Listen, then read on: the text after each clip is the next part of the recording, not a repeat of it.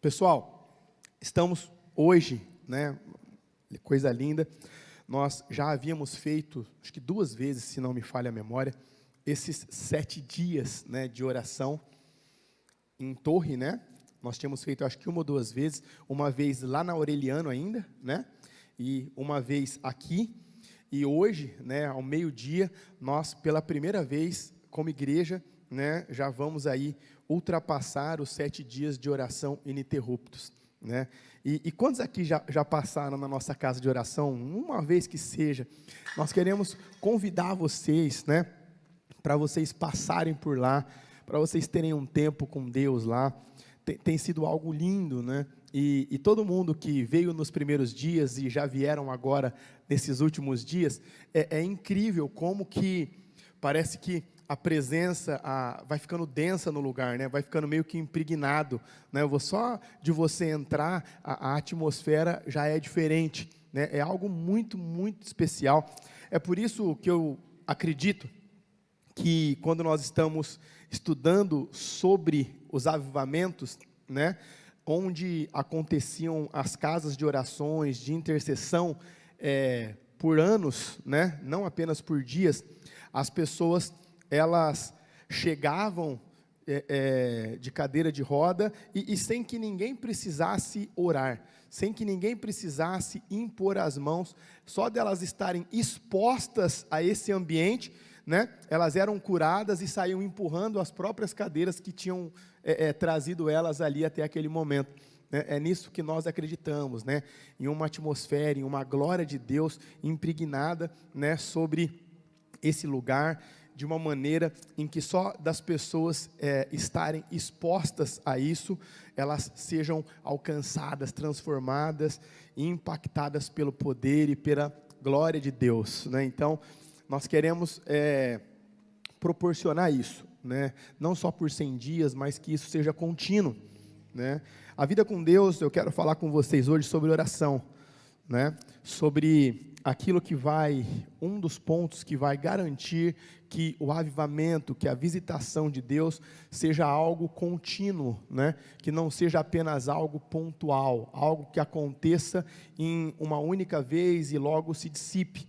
Para isso eu e você, nós precisamos entender que esse relacionamento, que esse cultivo, né? Ele precisa ser diário, mas para isso, tanto eu quanto você, precisamos entender o que é continuidade, o que é longevidade, né? O que é uma longa dedicação a tempo, para que isso aconteça. É a mesma coisa, quantos aqui, eu sei que aqui vocês são fitness, né? Nós temos uma galera muito fitness aqui na igreja, não é verdade? Mas quantos de vocês, em algum momento da vida, que estava muito corrido, estava muito difícil de você ir até uma academia, ou estava muito difícil de você sair para correr em algum lugar que é feito para isso, falou assim, eu vou comprar uma bicicleta, ou eu vou comprar uma esteira, ou aquelas máquinas de abdominal, e vou colocar na minha casa, porque aí eu não vou ter desculpa e vou me exercitar. Levanta a mão aí, né? Olha só, eu fiz isso já também, coloquei lá no meu quarto, falei, agora, né, não vai ter problema, agora não tem erro, agora está dentro da minha casa, agora eu vou só me dedicar e vou me exercitar, né? E aí, eu não sabia, mas eu comprei mais um cabideiro e coloquei lá no meu quarto, né? E a nossa vida com Deus é assim, né? A gente sabe que a necessidade de um relacionamento íntimo, diário com o Espírito Santo, ele precisa ter longevidade, ele precisa ter continuidade. E aí, é só a gente fechar a porta do quarto, não é verdade? É só a gente fechar a porta, mas é a mesma coisa, está dentro do quarto, é só você subir ali 30 minutos antes de você dormir e pedalar, ou dar um Cooperzinho 30 minutos antes de dormir, e tudo vai melhorar, tudo vai começar a ser resolvido, mas é só isso que parece que esse sol fica tão grande, não é verdade? Parece que esse sol fica tão difícil, e muitas vezes nós não conseguimos nos desenvolver, nós não conseguimos gastar esse tempo, nós não conseguimos nos dedicar a isso, né?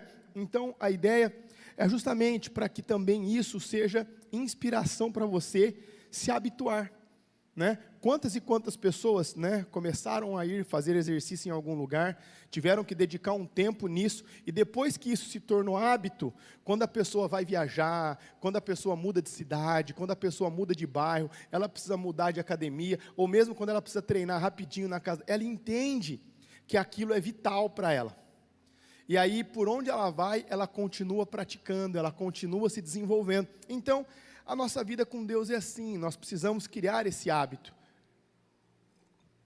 Oração é disciplina, né? O pastor dos Zulus, ele falava assim: ore por disciplina até que isso se torne algo prazeroso para você. Ore por disciplina até que isso se torne algo prazeroso para você.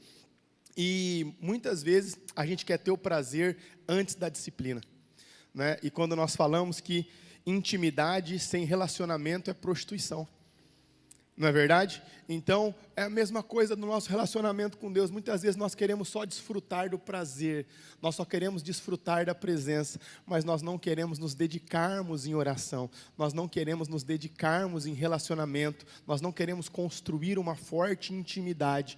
E quando isso acontece, o prazer, ele é inevitável. Então, abra sua Bíblia, por favor, em Efésios, capítulo 3, a partir do verso 14.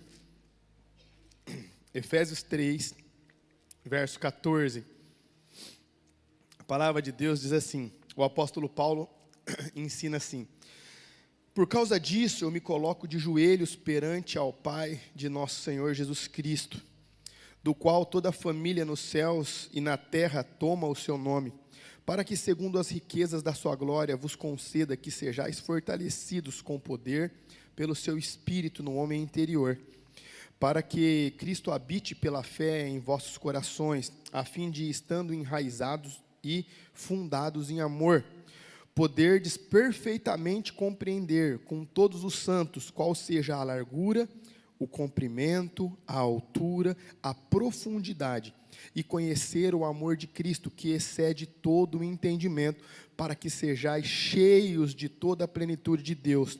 Ora, aquele que é poderoso para fazer abundantemente, ou em algumas versões, infinitamente mais do que aquilo que nós pedimos ou pensamos, segundo o seu poder que opera em nós. A esse, glória da igreja por Jesus Cristo em todas as gerações e para todos sempre. Amém e amém. Queridos, eu gosto quando o apóstolo Paulo, ele faz essa oração, esse ensinamento para a igreja de Éfeso, porque quando a gente está em uma posição de liderança, quando a gente está em uma posição de conduzir pessoas, de formar opiniões, de formarmos discípulos, né? Nós sabemos que nós temos muitas prerrogativas, né? Quantos aqui de vocês, em algum momento da sua vida, ou hoje, precisa liderar uma empresa, precisa liderar um grupo, precisa liderar uma sala de aula? Quantos de vocês precisam exercer liderança na função de vocês? Então, vocês conseguem me entender, né? A gente precisa chegar para o nosso grupo, a gente precisa chegar para aquelas pessoas que nós precisamos ensinar, independente da situação, seja ela profissional ou seja ela acadêmica, né? E fala assim, gente, olha, nós estamos aqui no ponto A, mas nós precisamos chegar no ponto B, e nós vamos sair do ponto A para o ponto B, nós vamos fazer todo esse processo aqui, e durante o processo, vocês são diferentes, né? Eu sou mais limitado, mas geralmente durante esse processo de sair para o A para o B, nunca tem imprevisto, não é verdade? Sempre acontece do jeito que tem que ser, a gente nunca tem percalço, na verdade, todo mundo entende tudo, e todo mundo caminha numa mesma intensidade, sem ter nenhum problema no percurso. Não é assim que acontece sempre? Claro que não, né? A gente nem começou, só fizemos a reunião de alinhamento de ideias, e aí já começa a ter os problemas ali antes de começar, né? Porque é assim, né? Bill Hybels, ele fala, onde tem pessoas, tem problemas, onde tem muitas pessoas, tem muitos problemas. Então, é assim que funciona com o ser humano. E aqui, o apóstolo Paulo, ele está fazendo um ponto crucial para que um líder, que não é um líder do mercado, simplesmente, que não é um líder de empresa, simplesmente, que não é um líder acadêmico, simplesmente, mas que é um líder que vai conduzir as pessoas como Cristo pediu para que elas fossem conduzidas. Ele coloca aqui algo que vai se superar da capacidade, do entendimento e da inteligência humana. Ele olha para a igreja e ele fala assim, por essa causa, eu quero me colocar de joelhos perante o nosso Deus, perante o Pai do nosso Senhor Jesus Cristo. Eu quero porque eu preciso que no coração de vocês, o fundamento, o que é o fundamento? Em algumas versões vai estar escrito assim, o alicerce, né? Em algumas versões vai estar escrito, né? Aquilo que segura, né? Ou seja, embaixo de todo esse prédio aqui que nós temos um fundamento de concreto muito robusto para conseguir segurar toda essa estrutura, né? Esse patamar mesmo aqui que nós fizemos da escada, nós tivemos que por 2 vezes mudar aonde nós iríamos fazer a furação das bases, porque quando nós começamos a fazer os buracos, nós nos deparamos com um radier de concreto que seguram esses pilares. Eles estavam a quase 3 metros para lá. Então, é isso que o texto está falando, né? Para quem já construiu uma casa, ou quem já viu algo ser construído, é aquilo que ninguém vai enxergar. O fundamento, as raízes, a base, os alicerces, é aquilo que depois de pronto ninguém vai ver. Mas nós não podemos negar que se isso não estiver bem feito, tudo o que nós conseguimos enxergar, tudo o que nós conseguimos ver, é inútil. Por que inútil? Porque a gente só vai esperar cair, a gente só vai esperar acabar, não consegue se sustentar. Então, o que o apóstolo Paulo está ensinando aqui? Senhor, por essa causa eu vou me colocar de joelhos, eu vou gastar tempo de oração, né? E eu quero orar ao Pai do nosso Senhor Jesus, que tem o seu nome aqui na terra e no céu. Ele começa o quê? Ensinar a gente a orar. Primeiro eu tenho que ter uma causa. Quantos aqui tem uma causa para orar? Quantos aqui tem uma causa? Todos nós temos uma causa para orar. E o apóstolo Paulo, ele começa a ensinar por esta causa. Então, pastor, como eu sei se eu devo orar? Como eu sei se eu devo gastar tempo em oração? Você tem que ter uma causa. Se você tem uma causa, você já está apto para isso, não é verdade? E ele continua depois ensinando como fazer essa oração. Ele começa no verso 2, né? No verso 15, aqui o segundo verso que nós estamos lendo, que o nome de Jesus, ele está tanto na terra como no céu. E depois ele fala assim, todas as riquezas e a glória de Deus, né, estão aptas para nós que nos colocamos em oração. E aí, no verso 3, no verso 17, ele começa o que agora? A colocar o que ele queria que acontecesse com as pessoas, mas que ele, por si só, com a sua limitação, e olha que Paulo era muito inteligente, poliglota, né? Cresceu aos pés de Gamaliel, mas mesmo com todo esse conhecimento, ele não estava conseguindo incutir, né, na mente das pessoas, no coração das pessoas, alguns princípios do reino de Deus. E ele percebeu que se isso não acontecesse, só com a persuasão humana, só com a capacidade dele intelectual, ele não conseguiria implementar isso nas pessoas. As pessoas não iriam conseguir entender o que de fato é sermos uma expansão do reino de Deus. E aí ele diz assim, primeiro, eu quero que ele vos conceda que vocês sejam fortalecidos com o seu poder pelo Espírito no seu interior. Eu quero que o Espírito Santo de Deus fortaleça o seu coração no seu interior. Eu não quero ver o poder de Deus através da sua vida. Então esse poder que Paulo está falando aqui, não é o dunamis, não é aquele poder para curar, não é aquele poder para libertar, não é aquele poder para salvar, não é aquele poder para fazer sinais, prodígios e maravilhas. Ele está falando de base, ele está falando de alicerce, ele está falando do que não dá para ver, mas que precisa estar. Então ele fala assim, por isso eu estou me colocando de joelhos. Por quê? Porque eu quero que o Espírito do Senhor fortaleça o seu fundamento. Eu quero que o Espírito de Deus fortaleça a sua base, fortaleça o seu alicerce, fortaleça o seu espírito interior, aquilo que ninguém consegue ver. Por que ele pede isso? Porque a gente sabe, né, hoje a gente conhece isso, e isso tem acontecido com muitas rapidezes, né? Infelizmente, a pessoa ela se converte. E nós temos a mídia ao nosso favor hoje, mas quando ela não é usada da forma correta, ela acaba sendo um problema, né? Então a pessoa nem se converteu, ela nem é exposta a um discipulado, ela nem é exposta a um alicerce, ela nem é exposta a um fundamento, ela já sai para aquilo que as pessoas veem.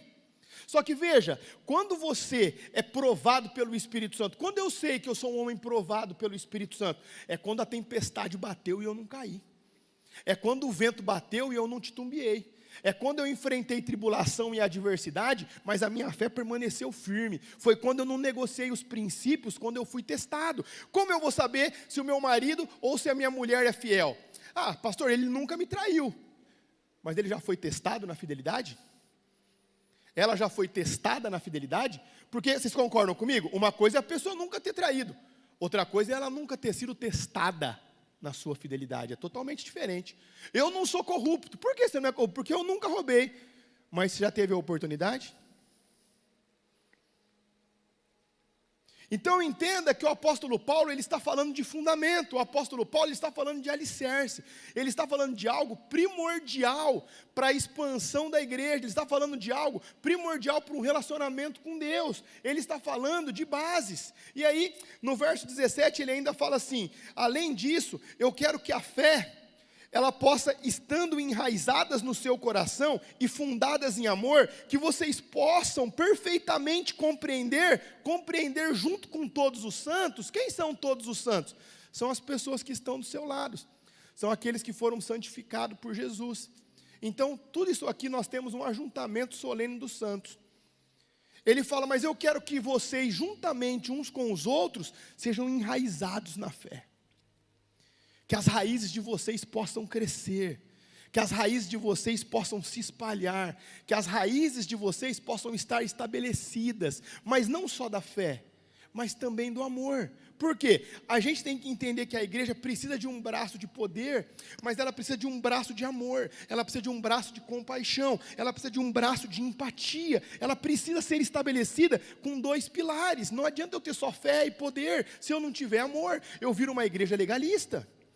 Então eu preciso do amor para quê? Para receber, para acolher, para exortar, para transformar. Só que o que é interessante aqui, o apóstolo Paulo, ele fala assim: ei, eu preciso que isso esteja enraizado no coração de vocês, a fim de que vocês entendam. Em outras versões, a fim de que seja revelado a vocês. Se vai ser revelado, não dá para ser revelado por um homem. Precisa ser revelado pelo Espírito. E se é pelo Espírito, eu preciso usar as armas que eu tenho para o Espírito se mover no nosso meio. Então, eu tenho que me colocar de joelhos, gastar tempo em oração. Ele fala, para que vocês possam compreender qual seja a altura, qual seja a largura, e qual seja o comprimento do amor de Deus. Porque quando um ser humano entende, gente, qual que é o amor, o tamanho do amor de Deus, porque quando a gente fala só de amor e as pessoas não conseguem ter essa revelação do que é o amor de Deus, é algo muito subjetivo. Hoje todo mundo ama, né? Por isso que as pessoas se casam 10 vezes, elas amam todo mundo. Mas esse amor aqui é um amor que é um amor ágape, é um amor único, é um amor que não é trocado, é um amor que não é substituído, é um amor que transforma, é um amor que suporta, é um amor que crê, é um amor que espera, é um amor paciente, é um amor de Cristo. E ele diz assim, a fim de que vocês possam entender qual seja o tamanho desse amor em comprimento, em largura e em altura. Quando o ser humano consegue entender o que é o amor de Deus, é um momento único na vida do ser humano. É como se Deus ele tirasse todas as nossas defesas. É como se Deus tirasse toda a nossa proteção intelectual, toda a nossa proteção mental. É como se naquele momento tudo que eu acho, que eu penso, é como se Deus colocasse um bloqueio e os olhos dele olhassem para nós firmemente e a gente começa a ser consumido por ele, sem um poder de defender, sem um poder de tentar mudar. Não é isso, não quero saber isso, não quero que seja assim. Quando a gente consegue ter essa dimensão, mesmo que por um momento isso muda a vida de um homem para todo sempre. Só que observa que esse tipo de situação, ele não acontece sem o objetivo principal do tema. Não começa sem uma causa. Não começa sem eu me colocar de joelho. Não começa sem eu gastar tempo com o Espírito Santo para que Ele haja e opere na vida das pessoas com aquilo que eu não tenho força nem poder para fazer, com aquilo que eu não tenho capacidade para fazer.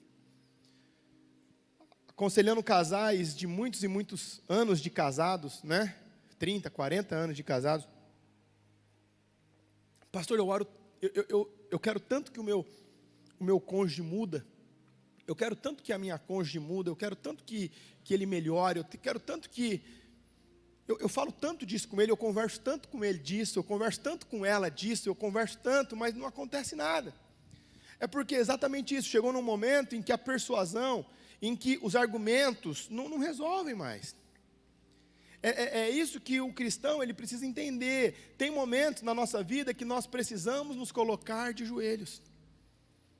Nós precisamos gastar tempo com Deus em oração. Por quê? Para que o homem não pode fazer seja incutido, seja embutido. Né? Pastor, eu queria tanto que o meu pai se convertesse, eu queria tanto que o meu filho se convertesse. Eu canso de falar para ele. Experimenta não falar de Deus para o seu filho, mas do seu filho para Deus. Experimenta inverter a situação, experimenta ter isso como causa e dedicar tempo em oração. E aí, ainda acontece no verso 19, que quando eles conhecem o amor de Cristo, que vai exceder todo o entendimento, para que eles possam ser cheios de toda a plenitude de Deus. Então, observa, quando uma pessoa, ela consegue ter a revelação do que é o amor de Deus, do que é o amor de Deus para com um ser humano, do que é o amor de Deus para com um indivíduo, quando isso acontece, essa pessoa, ela entende o que excede toda a capacidade do entendimento humano. Acontece algo aqui que nós todos juntos não vamos conseguir convencer a pastora Débora, nem se a gente fizer uma fila aqui e todo mundo argumentar os seus argumentos para que ela conheça o tamanho e o amor de Deus. Todos nós vamos passar por essa fila, poderíamos ficar anos aqui e os melhores argumentos possíveis, pegarmos as pessoas mais inteligentes dessa casa e colocarmos essas pessoas para argumentar contra a dureza de coração dela ou contra a incredulidade dela. Assim ainda não aconteceria nada. Mas, se ao invés de a gente fazer isso, nós nos colocarmos de joelhos por essa causa, e apresentarmos isso diante de Deus, e começássemos a orar e clamar em unidade, para que o Espírito Santo de Deus pudesse trazer essa revelação para ela, para que pudesse afastar as armas humanas dela, para que pelo menos por um momento ela conseguisse ter uma revelação da profundidade, da largura, da altura do que é o amor de Deus. Nesse momento, todo o entendimento do ser humano é muito pífio, e aí vem a plenitude do conhecimento de Deus sobre a vida do ser humano. Nesse momento, nós temos aquelas conversões mais loucas da história. Foi num momento desse que o apóstolo Paulo se converte. Que loucura, né? Imagina que loucura. Você está indo perseguir, você está indo matar, você está indo torturar os cristãos. De repente, numa fração de segundos, Saulo, Saulo, por que me persegues? Olha isso. Quem é? Quem está falando? Eu sou Jesus, aquele que você persegue. Ali um destino é mudado completamente. Numa fração de segundos acontece algo que nenhum ser humano naquela época conseguiria falar que ia acontecer. Nenhum cristão mais cheio do Espírito Santo daquela época. Mesmo os 12 discípulos ali, já com Matias composto, nem eles orando em unidade, eu acredito que orando juntos, eles iam conseguir ter uma dimensão que o apóstolo Paulo, aquele que participou do apedrejamento de Estevão, ia se tornar quem ele se tornou.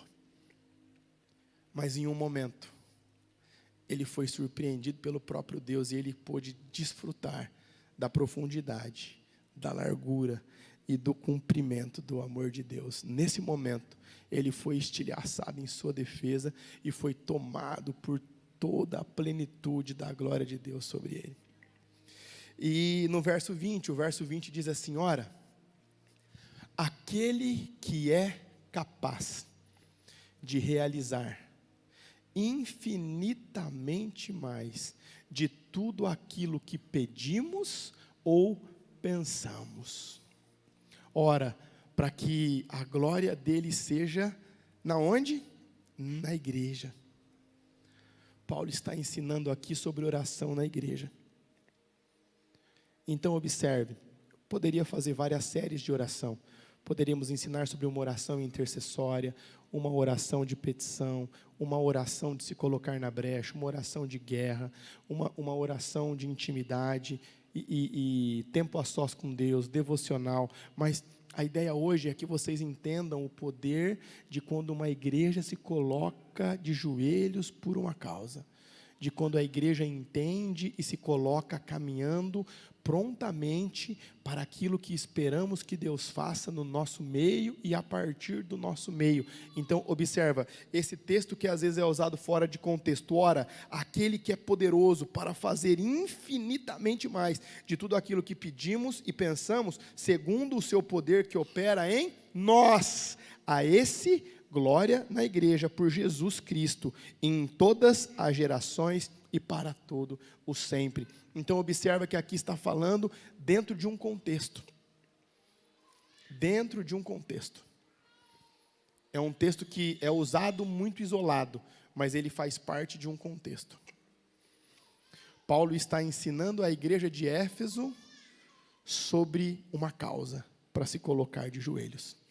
E ele não só ensina a causa, mas ele começa a detalhar como ele faz para que aconteça. Então observa que aqui o apóstolo Paulo, ele está colocando o quê? Está colocando todos os pontos. E ele faz um fechamento assim, ora, aquele que é poderoso, ou seja, aquele que tem poder, aquele que pode realizar. Gente, vocês conseguiram entender isso já? O tamanho do Deus que a gente serve? O texto diz infinitamente mais do que vocês pensam ou do que vocês pedem. Sabe o que isso significa? Que se a gente for aqui escrever um livro de tudo que a gente já pensou que Deus pode fazer, de tudo aquilo que a gente já pediu, se resume a nada, porque ele não fala que ele pode fazer um pouco mais, ele não fala que ele pode fazer 50% a mais, ele não fala que ele pode fazer 3 vezes mais, não, o texto diz, aquele que é poderoso para realizar infinitamente mais do que vocês pensam ou do que vocês pedem. Então observe que quando nós estabelecemos essa casa de oração, por quê? Para que a gente consiga entender de fato a força que um lugar tem quando a igreja ora em unidade. Quando a igreja tem causas. Quando a igreja tem causas. Veja, a aplicação ela vai valer para o indivíduo, como eu disse, mas para o indivíduo ela não vai ser uma oração em unidade. O que Jesus vai ensinar sobre oração no secreto? Quando você quiser orar, entre onde? Entre no seu lugar secreto, feche a porta, e ali o seu pai que te vê em secreto, ele vai te ouvir e vai te recompensar. Então ok, você consegue fazer uma aplicação para o indivíduo, entende? Mas a ideia do texto e dessa manhã é o quê? É o poder de uma igreja que ora. São as causas que uma igreja vai apresentar para Deus. A gente não precisa nem colocar coisas fora disso. Quantos vocês acham que se a glória de Deus viesse por uma fração de segundos aqui na nossa cidade, para que a nossa cidade pudesse conhecer qual é o tamanho, qual é a largura e qual é a altura do amor dele, e para essas pessoas que tivessem essa contemplação, eles fossem cheios da plenitude do Espírito Santo, vocês acham que a nossa cidade ia melhorar, sim ou não? Vocês acham que o nosso executivo ia melhorar? Vocês acham que o nosso legislativo ia melhorar? Vocês acham que o nosso judiciário ia melhorar? Vocês acham que a nossa educação ia melhorar? Você acha que os nossos empresários iam colher frutos disso, sim ou não? Vocês acham que a economia da nossa cidade ia melhorar? Vocês acham que nós poderíamos contemplar uma diminuição radical do índice de divórcio, de criminalidade, de roubo, de adultério na nossa cidade, sim ou não? Então, a grande questão é, se essas são causas que atraem o coração de Deus, se nós somos um povo que se reúne para buscar a Deus, o que é que ainda está nos faltando para que a gente consiga ver isso se cumprir diante dos nossos olhos e não somente das histórias que escutamos do passado e de outros lugares. É um tempo que nós precisamos de fato entendermos que os avivamentos, eles não começam num lugar público, eles começam ajoelhados em um chão gelado. A intimidade, ela não é testada nos ápices dos momentos de prazer, mas na disposição que você tem em suportar até em que Deus olhe e venha sobre o seu povo. Gastar tempo de oração, os gemidos da alma, a angústia do Espírito em clamar pela manifestação do poder de Deus em nosso meio. Eu acredito que, e o que eu tenho orado, é para que o Senhor, Ele possa colocar raízes na nossa igreja, raízes de oração. Que nós não sejamos simplesmente conhecidos por aquilo que nós construímos em tempo recorde, mas que as pessoas possam falar, aquela igreja era uma igreja em que existiam dezenas e dezenas e dezenas de homens e de mulheres que gastavam horas em oração. Veja que nós estamos falando de algo que não é comum acontecer hoje, mas se é o mesmo Deus, se é a mesma palavra, entenda que se Deus é o mesmo e a palavra é a mesma, quem mudou não foi Deus e não foi a palavra, foi a igreja. É por isso que nas 7 cartas às igrejas do Apocalipse começa assim: a igreja, eu tenho porém contra ti. Então observa que Deus não muda, a palavra não muda, os princípios são imutáveis, são inerrantes. É por isso que eu afirmo aqui que a Bíblia não precisa ser atualizada, ela nunca precisou. Nós precisamos voltar à essência, nós precisamos entender isso. Nós precisamos contemplar a magnitude do poder de Deus através da unidade da oração. Quando eu vou estudar Bauru, falando de igreja agora, e eu tive a oportunidade de ir para São José do Rio Preto, então também estudei um pouco sobre a cidade.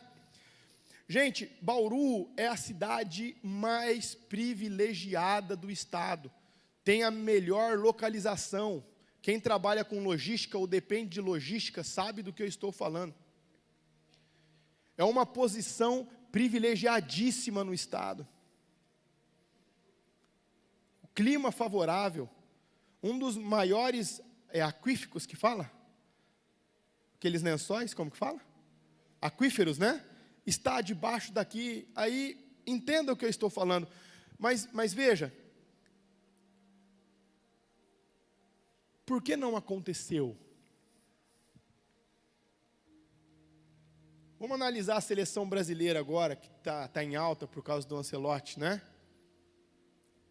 País do futebol, tem um monte de craque, tem dinheiro sobrando, tem estrutura sobrando.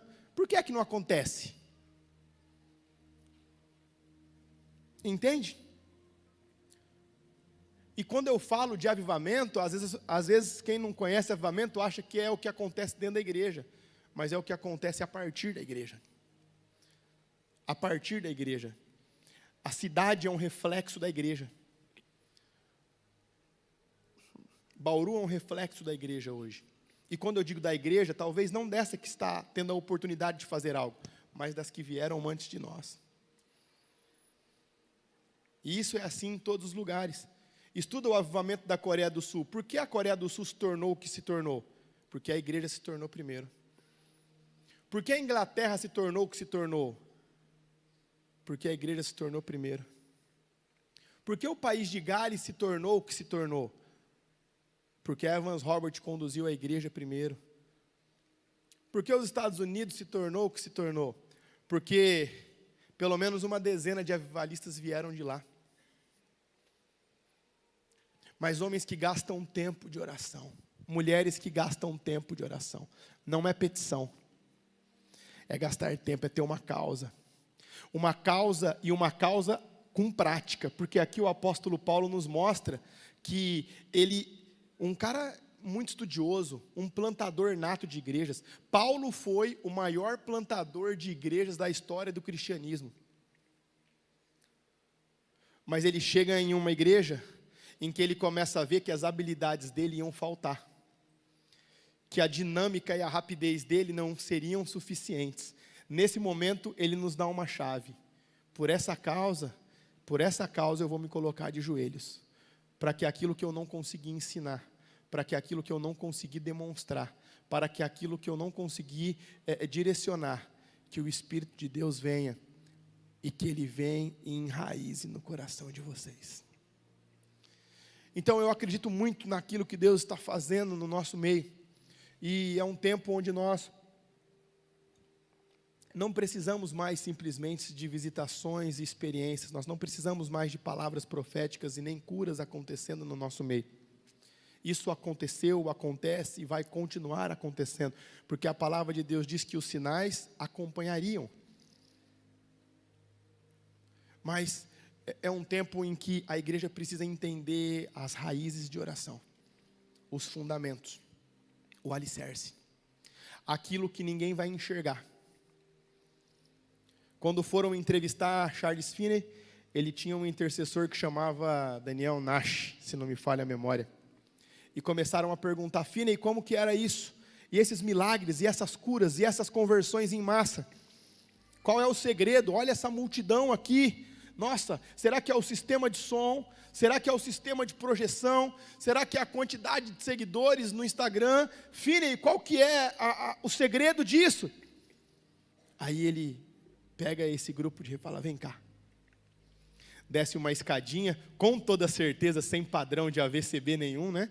Quem já foi para fora do país já viu que a escada de verdade, se você reclama do Brasil, é que você não conhece o exterior. Você desce tipo uma escada caracol, você vai chegar no porão de um lugar, que lá é muito comum, e aí ele abre uma porta. E aí eu fico imaginando essa loucura, gente. Sem sistema de ventilação, todo mundo socado, um do lado do outro, mas aquele tropé de oração, e oração acontecendo, e ele fala assim, eu cheguei ontem, sexta-feira, eles estão aqui desde segunda, para aquilo que Deus vai fazer no nosso meio domingo, porque eles oram, eu erro menos.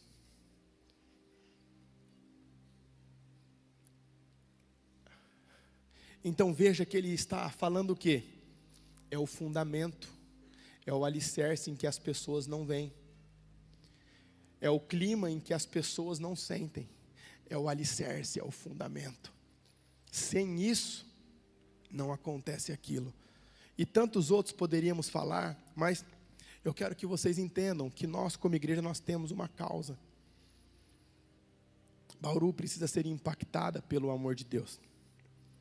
Bauru precisa ser transformada pelo amor de Deus.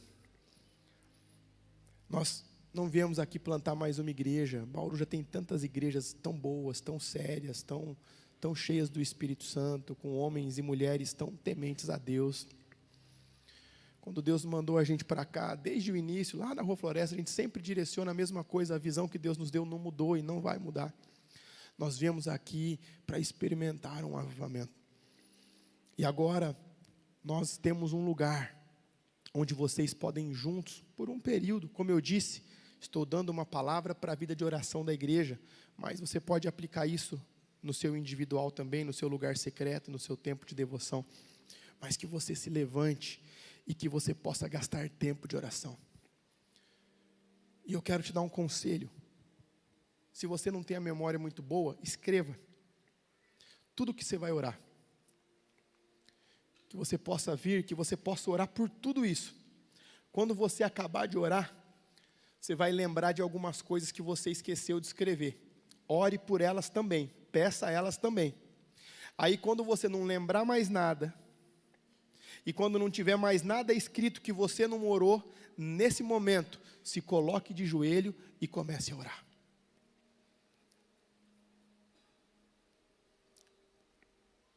É no momento onde as palavras não saem mais, onde não tem mais uma capacidade de expressão. É no momento onde eu não tenho mais o que pedir. É no momento onde eu não tenho mais o que direcionar. É no momento onde começa a vir uma angústia no espírito por uma manifestação de Deus. É nesse momento em que nós começamos a nos derramar em oração. Faça esse teste, escreva tudo que você precisa orar. Escreva tudo.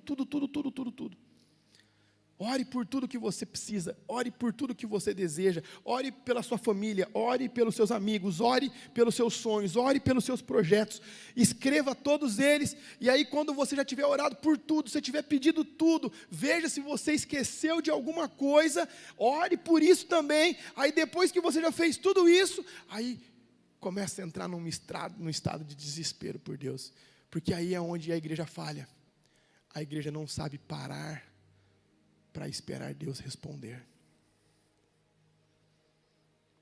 Entenda? E eu tenho uma experiência muito legal, que nós vivemos aqui mesmo.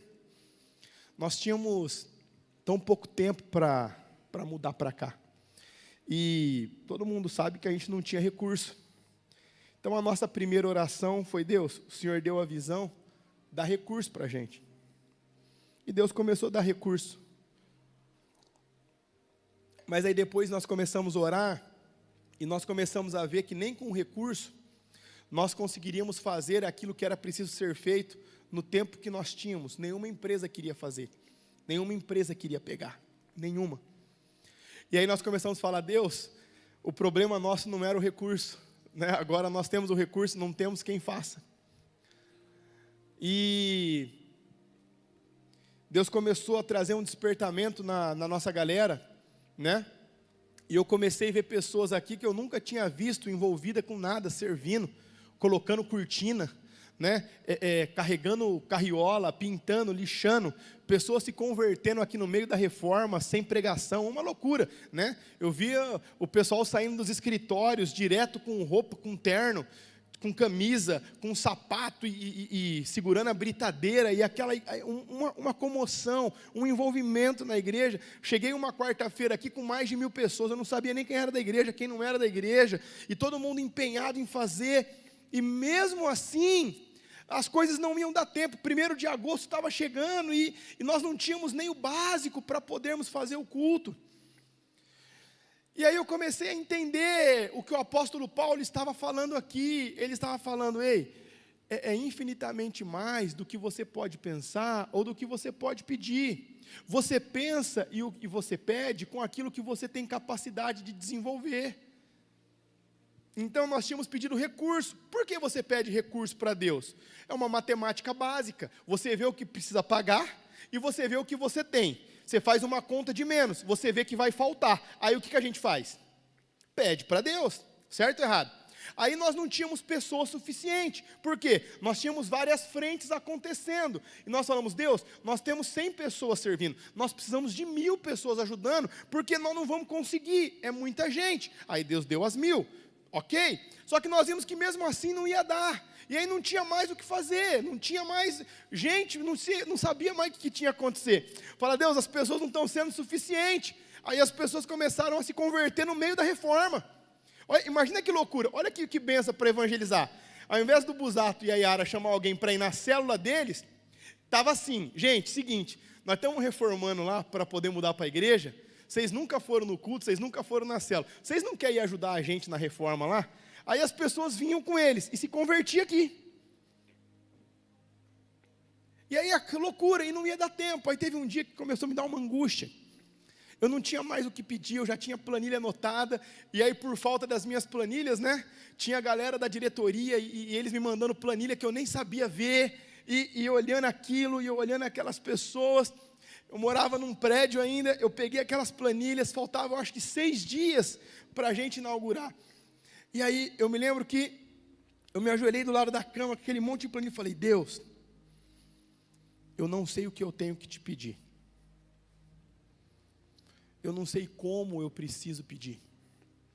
Eu não sei como, eu não sei o que, eu não sei quando. Mas nós pedimos o recurso que nós não tínhamos e o Senhor deu. Não resolveu. Nós pedimos às pessoas que nós precisávamos, o Senhor deu e não resolveu. E nós estamos com tudo isso, e nós não vamos conseguir fazer nada. E eu não sei mais o que eu te peço. A verdade é que eu não sei o que eu devo pedir. A verdade é que eu não sei orar como convém. A verdade é que eu não sei interpretar aquilo que o Senhor quer. A verdade é que eu preciso que nesse momento o seu Espírito comece a interceder por mim com gemidos inexprimíveis, porque nem sei se os meus gemidos vão ser suficientes. E ali eu fiquei quase uma tarde aos pés de Deus. E aí, nessa madrugada, foi a primeira madrugada que nós conseguimos entender o que estava acontecendo aqui. O Douglas, que trabalha na projeção, ele estava auxiliando muito na parte da pintura com o Márcio e com mais umas pessoas. E eles ficaram aqui até quase 1h da manhã, 1h30. E eles foram dormir. E no outro dia, bem cedo, era um final de semana, eles vieram para cá antes das 7h. E eles que trancaram a igreja, e eles que fecharam, e eles que abriram aqui de novo. Quando eles chegaram, aí o Douglas me liga e fala: pastor, quem que ficou trabalhando aqui à noite na igreja? Aí eu falei: mano, eu não sei, porque vocês foram os últimos que saíram, eu não voltei para a igreja depois. Aí eu falei: mas por quê? Como estava sumindo algumas coisas, né? O pessoal vinha, às vezes achava que não era roubo, mas às vezes o pessoal achava que era deles, sabe? E levava para casa. Estava sumindo algumas coisas assim. E aí, eu falei: vocês que ficaram aí, eu não sei. Ele falou: não, é porque o negócio está pronto e a gente não fez. Aí eu falei: cara, certeza que alguém ficou. Olha só, gente, porque nós não temos capacidade de pensar nisso. Nós não temos capacidade para pedir isso. Aí eu falei: certeza que alguém fez surpresa, né? Virou a madrugada para acabar para a gente. Mas o final foi lá no administrativo. Essa parede aqui, que hoje nós quebramos e temos uma comunicação entre um prédio e outro, ela não existia. Então não tinha essa comunicação entre os prédios. E o elevador estava na manutenção. Então nós ficamos quase uma semana sem ter acesso ao segundo andar. E precisava colocar piso lá, precisava fazer um monte de coisa, tinha que arrumar o forro, tinha que arrumar tanta coisa lá. E aí o elevador ficou pronto e nós subimos.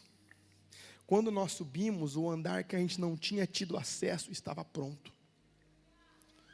Aí a gente olhou aquilo e falou: cara, mas não é possível, como as pessoas entraram aqui? Gente, olha a nossa falta de capacidade de pensar. O que a gente pensou? Gente, certeza que eles entraram pelo telhado. Dá uma olhada se não tem telha faltando aqui. Certeza que, porque na época ainda não tinha escola, então as telhas eram de zinco. Então, certeza que eles destelharam e entraram pelo telhado para acabar isso aqui. Não. Na verdade, é que durante a nossa reforma, quando o problema não era o recurso, quando o problema não eram as pessoas, quando mesmo com tudo que nós tínhamos à nossa disposição, nós não iríamos conseguir fazer, nesse momento, Deus deu ordem aos seus anjos e eles vieram nos servir naquilo que não iria acabar. E não foram 1, nem 2, nem 3 dias, mais de 30 dias nós podemos experimentar aqui nessa casa, com mais de 300 pessoas testemunhando que o Senhor enviou os seus anjos para nos servir. Aí você pode falar assim: pastor, mas eu não acredito. Eu confesso para vocês que eu também fiquei com dificuldade. E aí nesse período eu fui intimado. Eles queriam entender como que nós, em tão pouco tempo, tínhamos feito uma reforma tão grande. E aí eu falei: gente, o que eu falo? Eu falo que nós temos fé, ou vocês acham que se eu falar para eles que por 30 dias, Deus liberou alguns anjos para servir a gente, para conseguir finalizar, o que você acha que vai ser menos pior? Por quê? Porque Ele é capaz de fazer infinitamente mais do que aquilo que a gente pede ou pensa. Sabe, e nós temos uma causa, nós queremos a transformação de Bauru. Nós queremos a transformação social de Bauru. Nós queremos que Bauru seja uma cidade modelo, e veja, isso não vai vir da política. Nós queremos que Bauru seja uma cidade próspera, e isso não vai vir dos empresários. Nós queremos que Bauru tenha os índices de separação zerados, e isso não vai vir dos livros de autoajuda. São tantas causas. Nós queremos que os nossos jovens sejam batizados com o Espírito Santo. São tantas causas. Que as nossas crianças sejam batizadas com o Espírito Santo. Que os nossos adolescentes sejam batizados com o Espírito Santo. E, gente, de verdade, eu olhando hoje para a nossa realidade, o que nos falta? Estava pensando essa noite. Vou falar com o pastor dos voluntários, só elogio. Vou falar com o pastor dos adolescentes, só notícia boa. Vou falar com os líderes de família, só testemunho bom. Vou falar com os líderes de jovens, só notícia boa. Vou ver as nossas células, tem célula que está parecendo igreja já. Eu vou falar com a nossa equipe de louvor, gravando EP até em inglês.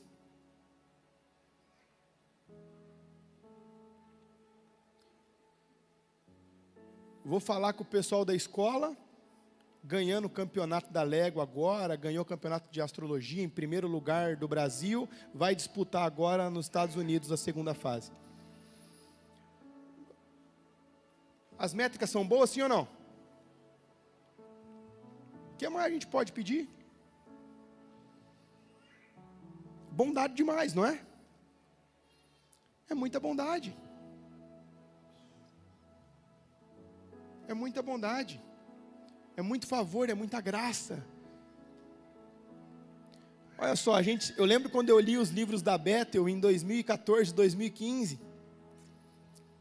Eu não sabia nem que a gente ia ficar amigo deles, que eles estão vindo fazer agenda em um monte de lugar, mas é que eles querem ficar uma semana. Mas por que eles querem? Porque a gente quer ficar com vocês. Agora fala a verdade. Se eles quisessem fazer agendas um dia em cada lugar aqui no Brasil, eles conseguiriam ou não conseguiriam? Ou vocês acham que iam faltar a igreja para eles irem participar? Não, a gente quer ficar aí com vocês uma semana. Não, mas é que vai estar tendo conferência de mulheres. Não tem problema, a gente vai ficar com vocês. Não, mas é que não vai dar para vocês ministrarem. Não, mas a gente não está indo para ministrar. A gente quer ficar com vocês.